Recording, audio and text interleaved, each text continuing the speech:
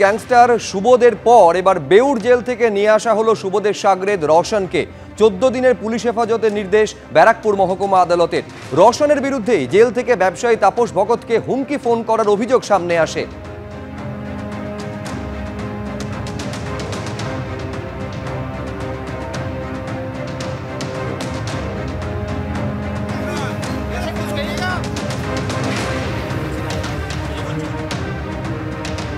এবার যে তাপস ভগতকে সুবোধের কার্যত শাগরেদ রওশন ফোন করে হুমকি দিত বলে অভিযোগ সামনে এসেছে, সেই তাপস ভগত আজকে কি বলছেন দেখুন। সরাসরি কথা বলে নেব তাপস ভগত ব্যবসায়ীর সঙ্গে। ঠিক কি হয়েছিল 15 তারিখ আর রওশনের ভূমিকাটা কি ছিল? 15 তারিখে 4:01 ফোন এসেছিল, 4টের সময় ফোন এসেছিল। সে বললো অজয় মন্ডলের ওপর গুলি শুরু হয়ে গেছে, মানে গুলি চালানো হয়েছে, এরপর নেক্সট হচ্ছে তোমার পালা, তুমি রেডি থাকো।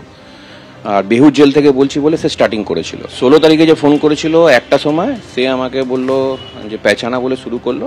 যেহেতু সে 2022-এও আমাকে ঠেট করেছিল, তখন আমি তাকে বললাম হ্যাঁ আমি চিনতে পেরেছি। তখন সে বললো, আমি তখন বললাম তাকে যে আমি তো ভয় পেয়ে গেছিলাম, কালকে এই নাম্বার দিয়ে ফোন এসেছিলো, সেম নাম্বার দিয়ে 15 তারিখে। তখন বললো আমি ফোনটা করেছিলাম রওশনকে দিয়ে, মানে যিনি 16 তারিখে ফোন করলেন তিনি সুবোধ সিং, তিনি অ্যাডমিট করলেন যে হ্যাঁ 15 তারিখে যে তোমার কাছে ফোনটা গেছিলো সেটা আমার করানো ফোন এবং সেটা রওশন ফোন করেছিল। এটা উনি 16 তারিখে ফোন করে অলরেডি অ্যাডমিট করেছিল। কি বলেছিল ফোন করে সেদিনকে? 15 তারিখে বলেছিল অজয় মন্ডলের উপর গুলি চললো, এরপর তোমার পালা, তুমি রেডি থাকো। আর 16 তারিখে যখন সুবোধ সিং ফোন করেছিল, সে আমাকে বললো বাড়ির বাইরে বেরোলে অ্যাক্সিডেন্ট হতে পারে, তোমার মরে গেলে বাড়ির লোকের ক্ষতি হবে, তুমি যে কোনো দিন কিছু হয়ে যেতে পারে, এসব বলে সে অলরেডি ঠেট করছিল 16 তারিখে। তারপরে পুলিশকে আপনি জানিয়েছিলেন রওশনের? আমি 15 তারিখেও জানিয়েছিলাম, 16 তারিখেও জানিয়েছিলাম, 19 তারিখে লাস্ট ফোন এসেছিল, সেটাও পুলিশকে জানিয়েছিলাম। 3টে ঘটনাই পুলিশকে জানানো আছে। পরপর হুমকি ফোন করা হচ্ছে সুবোধ সিং এর তরফ থেকে। আজকে ব্যারাকপুর মহকুমা আদালতে নিয়ে আসা হয়েছে রওশনকে। কি মনে করছেন, তদন্ত এবার অগ্রগতি হবে? আশা করছি যখন এক এক করে কালপিটকে অ্যারেস্ট করা হচ্ছে বা তাদেরকে রিমান্ডে ব্যারাকপুর নিয়ে আসা হয়েছে, তো আশা করি প্রত্যেকটা কেসেরই বিচার হবে এবং যারা যারা এই ব্যাপারে জড়িত আছে বা যারা যারা আছে ইনভলভমেন্ট, পুলিশ এটা বার করবে আর আগামী দিনে তদন্তটা পুরো কমপ্লিট হবে আশা করছি। কতটা আতঙ্কের মধ্যে আছে? পুলিশ নিজের কাজ করছে, কিন্তু যেহেতু তারা ফোনের মধ্যে এভাবে ঠেট দিচ্ছে, পয়সা চাইছে বা মারার ধমকি দিচ্ছে, তো একটু তো আতঙ্কতে আছে। অবশেষে গ্রেফতার মদন মিত্র ঘনিষ্ঠ জয়ন্ত সিংহ। হারিয়াদহে মা ছেলেকে গণপিটুনির ঘটনার 4 দিনের মাথায় গ্রেফতার জয়ন্ত। হারিয়াদহের কাছে বরানগর থেকে গ্রেফতার মূল অভিযুক্ত তৃণমূল কর্মী। বেলঘরিয়া থানার পুলিশ গ্রেফতার করেছে জয়ন্ত সিংহকে। নাকের ডগায় জয়ন্ত, তাও কেন খোঁজ পেল না পুলিশ, এই প্রশ্ন তুলছে বিরোধীরা। আরিয়াদহের গণপিটুনি কাণ্ডে গ্রেফতারের সংখ্যা বেড়ে দাঁড়ালো 9। 3 দিন ধরে খোঁজ পেল না পুলিশ, 4 দিনের মাথায় গিয়ে জয়ন্ত সিংহকে গ্রেফতার করলো বেলঘরিয়া থানার পুলিশ।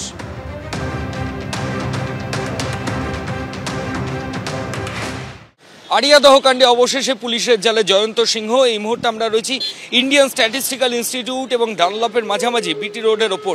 পুলিশ সূত্রে যেটা খবর পাওয়া যাচ্ছে যে আজকে ভোরবেলা ঠিক এইরকম জায়গা থেকেই জয়ন্ত সিংহকে পুলিশ আধিকারিকরা গ্রেফতার করে। ঘটনার দিন রাতে জয়ন্ত সিংহ গাড়ি নিয়ে চলে যায় নর্থ বেঙ্গল, সেখানে 2 দিন ছিল এমনটাই পুলিশের তরফ থেকে দাবি করা হচ্ছে। এবং এই 2 দিন থাকার পর জয়ন্ত সিংহ ফের টাকা শেষ হয়ে যাওয়ার কারণে গাড়িতে অল্প তেল ভরে সে কলকাতার উদ্দেশ্যে রওনা হয় এবং কলকাতায় এসে সে এক পরিচিতের কাছ থেকে টাকা নিচ্ছিল এবং এখান থেকে ফের তার উড়িষ্যায় পালিয়ে যাওয়ার পরিকল্পনা ছিল, এমনটাই পুলিশ সূত্রে খবর। পুলিশ আধিকারিকরা গোপন সূত্রে খবর পেয়ে মোবাইলের টাওয়ার লোকেশন এবং অন্যান্য তথ্য প্রমাণের ভিত্তিতে ইন্ডিয়ান স্ট্যাটিস্টিক্যাল ইনস্টিটিউট এবং ডানলপের কাছাকাছি ঠিক এই জায়গা থেকেই অভিযুক্ত জয়ন্ত সিংহকে গ্রেফতার করে। তার বিরুদ্ধে খুনের চেষ্টা, গুরুতর আঘাত সহ একাধিক অভিযোগে মামলা রুজু হয়েছে। এই ঘটনায় জয়ন্তকে নিয়ে মোট 9 জনকে গ্রেফতার করলো পুলিশ। ক্যামেরা সন্দীপ পালের সঙ্গে ময়ূখ ঠাকুর চক্রবর্তী, এবিপি আনন্দ, কলকাতা। জয়ন্ত সিং গ্রেফতার হয়েছে, কিন্তু তার শাগরেদরা এবার হুমকি দিতে শুরু করেছে। দক্ষিণেশ্বর থানায় এই মর্মে নতুন করে অভিযোগ দায়ের করলেন আক্রান্তের বোন। জয়ন্তর 7 জন শাগরেদের বিরুদ্ধে অভিযোগ দায়ের করেছেন তিনি। 9 জনের গ্রেফতারির পরেও দমানো যাচ্ছে না জয়ন্তর গ্যাংকে।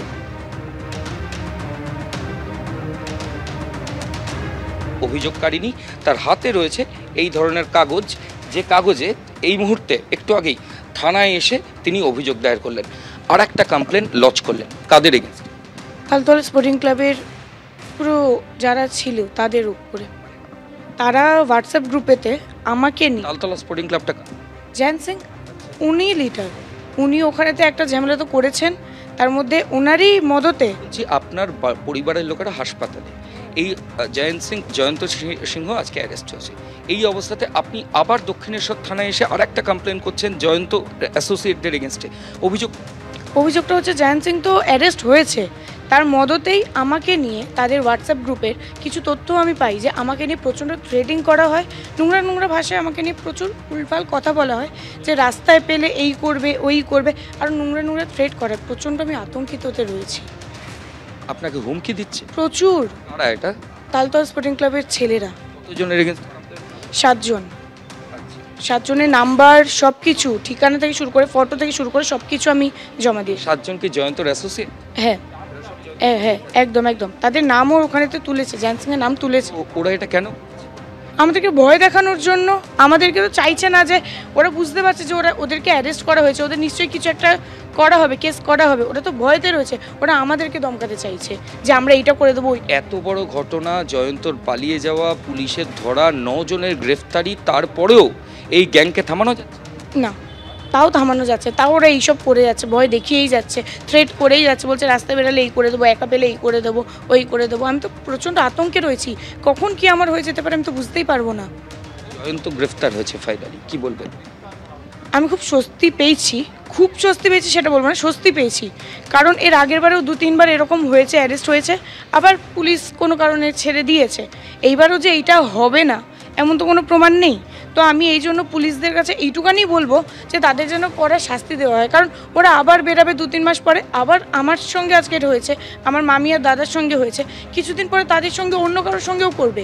এমন তো কোনো ওরা বলে দেবে না যে ওরা করবে না। তো আমি প্রচণ্ড আতঙ্কে রয়েছি। এই হুমকির অভিযোগ দক্ষিণেশ্বর থানায় দায়ের করতে এসেছেন, পুলিশ কি বলবে?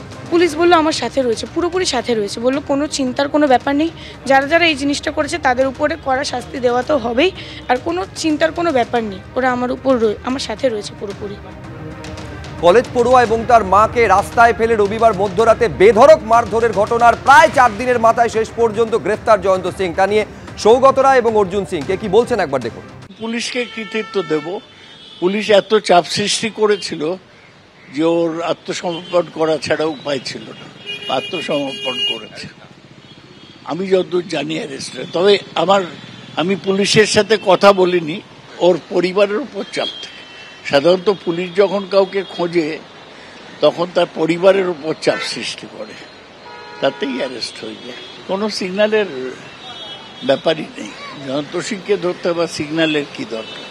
ও তো এর আগে একবার অ্যারেস্ট হয়েছিল, বহুদিন জেলে ছিল, আরেকজনকে বুম্বা বলে একটা ছেলেকে মারার অভিযোগে। সুতরাং ওকে ধরতে কোনো, তো মার্ক ক্রিমিনাল, ওকে ধরতে কোনো সিগন্যালের দরকার হয় না।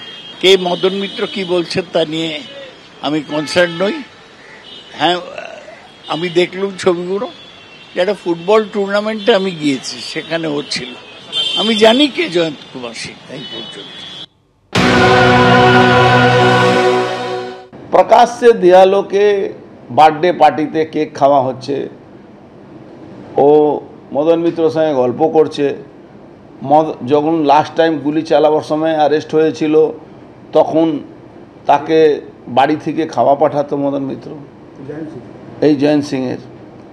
প্রকাশ্যে 4-5টে মাউজার রেখে ছবি তোলা আছে। এই পুলিশের কোনো কাজ আছে? কেন আপনারা, এই তো মিডিয়ার জন্যে বাংলা মানুষ বেঁচে আছে। মিডিয়াতে যদি এইসব প্রকাশিত না হতো, মিডিয়া যদি এইসবগুলো তুলে না ধরতো, তাহলে জীবনে কোনো এখানে কোনো মানুষের কোনো নিরাপত্তা বলে আছে? কোনো নিরাপত্তা বলে নেই। আপনারা এটা করতে পেরেছেন, তাই জন্যে আজকে সকালবেলা মাধবকে দিয়ে সারেন্ডার করানো হয়েছে। মাধব বলে একটা উকিল আছে, সে নিয়ে গিয়ে কোর্টে সারেন্ডার করেছে। তো এইটা তো পুরোপুরি একটা নাটক চলছে। মদন মিত্র অনেক সিনিয়র লিডার হলেও এমন অবস্থা ওনার হয়ে গেছে, উনি এখন দিশাহারা হয়ে গেছেন। এখন রোজই ওখানে গুলি চলে, রোজই ওখানে গুন্ডামি হয়, রোজই ওখানে ঘর বাড়ি ভাঙচুর হয়, রোজই মারধর হয়। আর উনি বলেন আজকে পরে যদি কিছু হয় আমি দেখে নেব। সৌগত রায় বলছেন যে জয়ন্ত সিংহর গ্রেফতারির জন্য পুলিশকে তিনি কৃতিত্ব দেবেন, পুলিশকে ক্রেডিট দেবেন।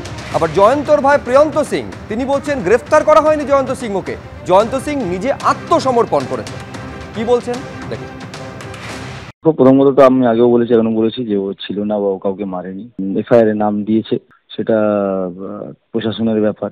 এবার ও স্যালেন্ডার করেছে, সেটা ও জানে ও ভালো মতো কেন স্যালেন্ডার করেছে, যেহেতু ওর নামটা ছিল। দেখুন, মদন মিত্র তো আমাদের এখানকার বিধায়ক উনি, ঠিক আছে, উনি উনি সবার ঘনিষ্ঠ। ও মানে আমার দাদা বলে তার ঘনিষ্ঠ বা কারোর ঘনিষ্ঠ না, উনি সবার ঘনিষ্ঠ। সুতরাং এরকম কোনো ব্যাপার নেই, উনি ঘনিষ্ঠ হলে বা এই কিছু ভয়তে ও ছিল না, যেহেতু ওর নামটা ছিল এফআইআরে, ও সেটা জানতো। এবং ন্যাচারালি একটা মানুষের তো ভয় থাকেই যে অ্যারেস্ট হয়ে যাবো, পুলিশ তুলে নিয়ে যাবে। সুতরাং ওই এদিক ওদিক কোথাও ছিল, হয়তো সে আমার সাথে কন্ট্যাক্টও হয়নি, কারণ আমি তো দুবেলা প্র্যাকটিস চলছে ভবানীপুরের, প্লাস ম্যাচ চলছে, আগের দিন ম্যাচ ছিল। সুতরাং আমি এর মধ্যে এই ব্যাপারগুলো কিছু জানতামই না, পরে যেগুলো শুনেছি সেইগুলোই তোমাকে আমি বলছি।